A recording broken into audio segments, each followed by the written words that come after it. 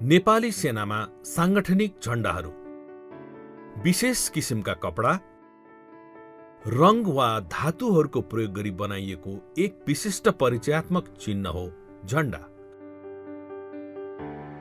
जुन हरेक राष्ट्रको साथै विभिन्न सरकारी, गैर सरकारी सङ्घ संस्थाहरूले आफ्नो पहिचानको लागि प्रयोग गर्दछन्। यसले पहिचानको अलावा सम्बन्धित राष्ट्रको राष्ट्रियता, इतिहास, गौरव र राष्ट्रिय भावनालाई समेत प्रतिबिम्बित गर्दछ।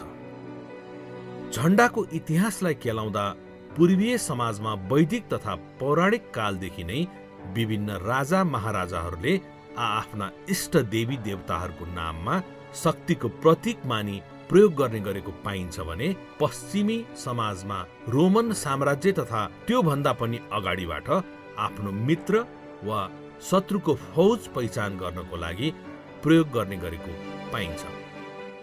सैन्य सङ्गठनमा परापूर्व कालदेखि नै झण्डाको प्रयोग भएको पाइन्छ र हालसम्म तिनै झण्डाहरू विजय ध्वजको रूपमा हरेक युनिटहरूमा फरफराइरहेका छन्। हरेक युनिटहरूले परापूर्व कालदेखि पुज्दै आएका इष्ट देवताको प्रतिष्ठा आफ्ना झण्डाहरूमा गराएका हुन्छन्। यसको ऐतिहासिक प्रमाण महाभारतको युद्धमा समेत पाइन्छ। महाभारतका महान योद्धा अर्जुनको झण्डामा उनका इष्ट देवता महाबली पवनपुत्र हनुमानको प्रतिष्ठा गरिएको थियो। युद्धको अन्त्यमा स्वयं भगवान श्रीकृष्णले अर्जुनलाई भन्नुभएको छ, यो युद्ध केवल तिम्रो बलले मात्र जितिएको होइन, साक्षात हनुमानजी तिम्रो ध्वजामा विराजित भएर तिमीलाई अझै शक्ति प्रदान गरिरहनु भएको थियो। संसारका सबै राष्ट्रका झण्डाहरू आयतकार वा वर्गाकार स्वरूपमा रहेका छन् भने हाम्रो देश नेपाल मात्र यस्तो देश हो जसको झण्डा त्रिकोणात्मक आकारमा रहेको छ। नेपालको संविधान 2072 को धारा 8 को उपधारा 1, 2 तथा अनुसूची 1 मा नेपालको राष्ट्रिय झण्डाबारे वर्णन गरिएको छ भने यही झण्डा नै हामी समस्त नेपालीको सार्वभौमिकता, राष्ट्रियता, गौरव तथा राष्ट्रिय एकताको प्रतीकको रूपमा रहेको छ। विश्वका अन्य सेनाहरूमा झैं नेपाली सेनामा पनि यसको स्थापना कालदेखि नै नेपाली सेनाको पहिचान र गौरव झल्काउने छुट्टै झण्डाको प्रयोग हुँदै आएको छ। सबैभन्दा पुरानो र समस्त नेपाली जनताको आशा र भरोसाको केन्द्रको रूपमा रहेको नेपाली सेनाको इतिहास जति गौरवशाली छ, सेनाको झण्डा पनि त्यति नै विशिष्ट र अनुभव छ। विश्वका अन्य राष्ट्रिय सेनामा पनि सम्बन्धित देशको इतिहास, जात जाति, धर्म, भौगोलिक परिवेश तथा समग्र देशको पहिचान झल्कने गरी संगठनात्मक झण्डा र संगठन प्रमुखको झण्डा छुट्टा छुट्टै रहने गरेको पाइन्छ। नेपाली सेनाको सैनिक सेवा नियमावली 2069 को अनुसूची 4 मा प्रधान सेनापतिको छुट्टै झण्डा रहने भनी उल्लेख गरिएको भए तापनि हालसम्म प्रधान सेनापतिको झण्डा नै नेपाली सेनाको झण्डाको रूपमा प्रयोग हुँदै आइरहेको थियो भने विक्रम सम्वत 2078 साल ज्येष्ठ 23 गतेबाट नेपाली सेना र प्रधान सेनापतिको छुट्टा छुट्टै झण्डाको व्यवस्था गरिएको छ। नेपाली सेनाको विभिन्न फर्मेसन, युनिट, सब युनिटहरूको आफ्नै झण्डा तथा आदर्श वाक्य भए तापनि सिङ्गो संगठनको झण्डा तथा आदर्श वाक्य नभएको, नेपाली सेनाको झण्डाको रूपमा प्रधान सेनापतिको झण्डा प्रयोग हुँदै आइरहेकोमा नेपालको संविधानले निर्दिष्ट गरेको जिम्मेवारी तथा समग्र नेपाली सेनाको वीरता, पहिचान र ऐतिहासिकता उजागर हुने गरी नेपाली सेनाको छुट्टै संगठनात्मक झण्डा र आदर्श वाक्य लागू गरिएको छ। संस्थाको इतिहास, परम्परा तथा अन्तर्राष्ट्रिय प्रचलनको आधारमा समय सापेक्ष प्रधान सेनापतिको झण्डा समेत परिमार्जन गरिएको छ। नेपाली सेनामा नयाँ लागू गरिएको झण्डाले नेपाली सेनाको पहिचान र वीरता झल्काउँछ भने यसमा नेपालको संविधानले निर्दिष्ट गरेको जिम्मेवारी, नेपाली ऐतिहासिक पृष्ठभूमि एवं एकीकरण कालदेखि हालसम्मको सैनिक परम्परा झल्कने गरी विभिन्न रङहरू र चिन्हहरू अङ्कित गरिएका छन्।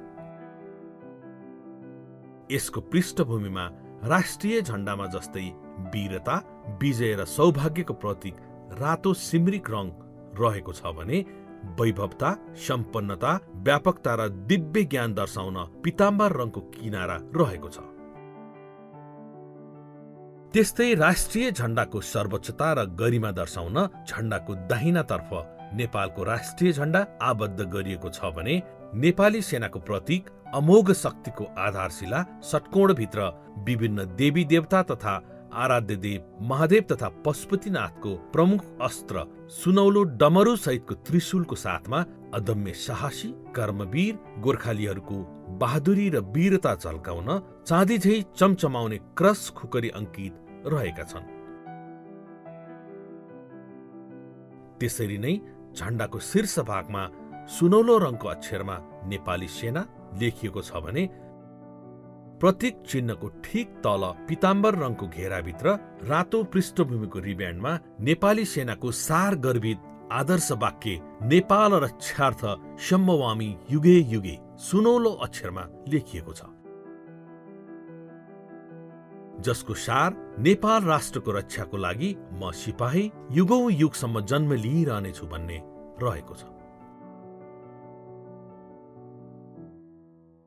पूर्वीय दर्शनको पौराणिक ग्रन्थहरूमा हरेक सेनाको प्रधान सेनापतिले छुट्टै झण्डा प्रयोग गर्ने गरेको पाइन्छ।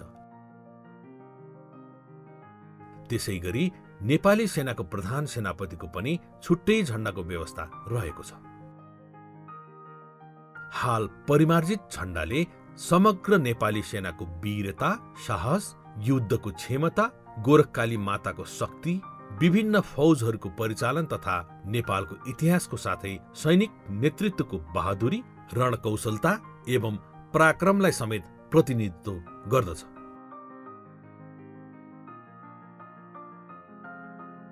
परिमार्जित प्रधान सेनापतिको झण्डामा गाढा रातो पृष्ठभूमिमा झण्डाको दाहिनातर्फ राष्ट्रिय झण्डा रहेको छ भने बीचमा नेपाली सेनाको प्रतीक चिन्ह र झण्डाको बायाँतर्फ प्रधान सेनापतिको दर्जानी चिन्ह रहेको छ। सेनाको अपरेशनल क्षमता अभिवृद्धि गर्न 3 जोड 1 कमान्ड अवधारणा अनुरूप पूर्वी कमान्ड, मध्य कमान्ड, पश्चिम कमान्ड र उपत्यका कमान्ड गरी 4वटा कमान्ड हेडक्वार्टरको स्थापना गरिएको छ। भौगोलिक परिवेश, इतिहास र स्थानीय विशेषताहरूको आधारमा प्रत्येक कमान्डका छुट्टा छुट्टै झण्डा, फर्मेसन चिन्ह र आदर्श वाक्यहरू रहेका छन्। हालको नयाँ 3 जोड 1 कमान्ड अवधारणा अनुरूप सिर्जना भएको पूर्वी कमान्ड, मध्य कमान्ड, पश्चिम कमान्ड र उपत्यका कमान्डको लागि पनि आफ्नै पहिचान झल्कने गरी नयाँ झण्डा कायम गरिएको छ। पूर्वी कमान्डको झण्डामा गाढा नीलो रङको पृष्ठभूमिको फर्दा र कलेजी रङको किनारा रहेको छ भने झण्डाको दाहिनातर्फ राष्ट्रिय झण्डा र बायाँतर्फ रातो षट्कोणभित्र स्वर्गका राजा इन्द्रले प्रयोग गर्ने सुनौलो रङको अजीय क्रस वज्र रहेको छ। षट्कोणको शिरमा स्वच्छता र निर्मलताको प्रतीक सेतो रङमा पूर्वी कमान्ड लेखिएको छ भने आधारमा कमान्डको आदर्श वाक्य कौशिकी मेची रक्षैव नेपाल रक्षा लेखिएको छ, जसको सार कोशी मेची क्षेत्रको रक्षा नै सिङ्गो नेपालको रक्षा हो भन्ने रहेको छ। मध्य कमान्डको झण्डामा पहेँलो रङको पृष्ठभूमिको फर्दा र कलेजी रङको किनारा रहेको छ भने झण्डाको दाहिनातर्फ राष्ट्रिय झण्डा र बायाँतर्फ रातो षट्कोणभित्र देवादिदेव महादेवको प्रमुख अस्त्र सुनौलो पिनाक धनुष अंकित रहेको छ। षट्कोणको शिरमा विजयको प्रतीक रातो रङमा मध्य कमान्ड लेखिएको छ भने आधारमा कमान्डको आदर्श वाक्य गण्डकी रक्षैव नेपाल रक्षा लेखिएको छ, जसको सार गण्डकी क्षेत्रको रक्षा नै सिङ्गो नेपालको रक्षा हो भन्ने रहेको छ। पश्चिम कमान्डको झण्डा कलेजी रङको पृष्ठभूमिको फर्दा र हरियो रङको किनारा रहेको छ भने झण्डाको दाहिनातर्फ राष्ट्रिय झण्डा र बायाँतर्फ रातो षट्कोणभित्र महापराक्रमी अपराजयी योद्धाको प्रमुख अस्त्र चाँदी झै चमक भएका क्रस तरवार र शत्रुको प्रहारबाट बचाउने तामा रङको रक्षा कवच ढाल रहेको छ। षट्कोणको शिरमा सेतो रङमा पश्चिम कमान्ड लेखिएको छ भने आधारमा कमान्डको आदर्श वाक्य कर्णाली काली रक्षैव नेपाल रक्षा लेखिएको छ, जसको सार कर्णाली र काली क्षेत्रको रक्षा नै सिङ्गो नेपालको रक्षा हो भन्ने रहेको छ। उपत्यका कमान्डको झण्डा। उपत्यका कमान्डको झण्डामा गाढा हरियो रङको पृष्ठभूमिको पर्दा र सिमरिक रङको किनारा रहेको छ भने झण्डाको दाहिनातर्फ राष्ट्रिय झण्डा र बायाँतर्फ रातो षट्कोणभित्र न्याय र अन्याय छुट्याई हेर्ने स्वयम्भूका दुई आँखाको बीचमा आराध्य देव महादेव तथा पशुपतिनाथको प्रमुख अस्त्र सुनौलो, डमरू र त्रिशूल अङ्कित रहेको छ। षट्कोणको शिरमा सेतो रङमा उपत्यका कमान्ड लेखिएको छ भने आधारमा कमान्डको आदर्श वाक्य बागमती रक्षैव नेपाल रक्षा लेखिएको छ, जसको सार आफ्नो जन्मभूमिप्रति समर्पित मन, वचन र कर्मले राष्ट्र रक्षामा सदैव क्रियाशील हुनुपर्छ भन्ने रहेको छ। यसरी नेपाली सेनाको 3 जोड 1 कमान्ड अवधारणाको स्वीकृतिसँगै 2078 साल श्रावण 1 गते तत्कालीन प्रधान सेनापति महारथी पूर्णचन्द्र थापा अवकाश प्राप्तबाट जंगी अड्डामा आयोजित एक कार्यक्रमका बीच चारवटै कमान्डहरूलाई नयाँ लागू भएको झण्डा हस्तान्तरण भएको थियो।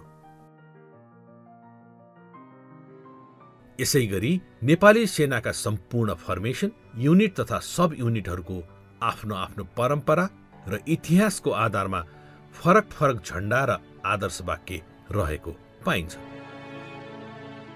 शक्ति र पहिचानको प्रतीकको रूपमा लिइने झण्डाले संस्थामा एकत्वको भावना समेत जगाउन महत्त्वपूर्ण भूमिका खेल्दछ।